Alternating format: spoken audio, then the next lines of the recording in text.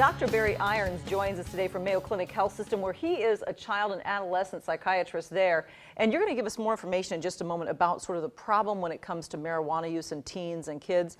But first of all, we just want to show you this graphic very quickly that you can see what the use is, what kids admit to doing, which is the first thing that kids will say is when it comes to how many teens are abusing marijuana, 6.5% of 8th graders say yes, 17% of 10th graders, and the use with 12th graders is 22.9%. So it's a pretty significant problem. Yes, it is. And one of those things people might wonder, which kids are more likely to start using marijuana? So we believe that children who start using early and progress more quickly with their use are more likely to develop a substance abuse problem. Also, children who tend to affiliate more with deviant peers or peers who use substances, children who have more of an impulse control disorder or are risk takers by nature. Also, children who come from families where there are other family members with substance abuse concerns. And finally, children who come from backgrounds of neglect, abuse, or trauma.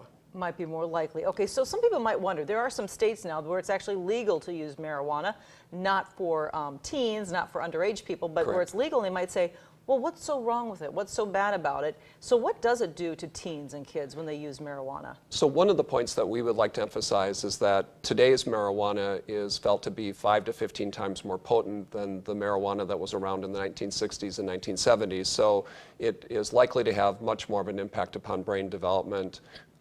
We also know that approximately 9% of all users will go on to develop dependence upon cannabis.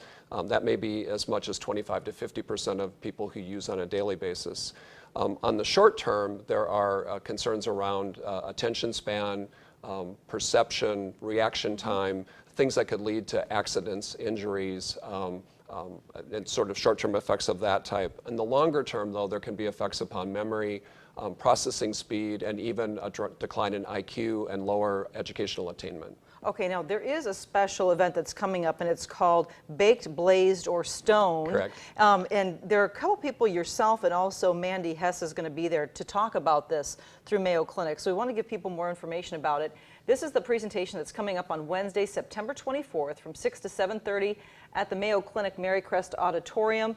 And to register, just go ahead and call 392-9717. And just very quickly, can you name a couple of other things that you'll be going over during the presentation? Yes, so what we were really hoping to emphasize is the strategies that families can use to try to help prevent substance use in their teenagers or to recognize the early warning signs that their child may be using substances, and then what they can do if they do have those types of concerns, where they can access services, how they can intervene. Very good. Dr. Irons, thanks so much for joining us today. You're very welcome.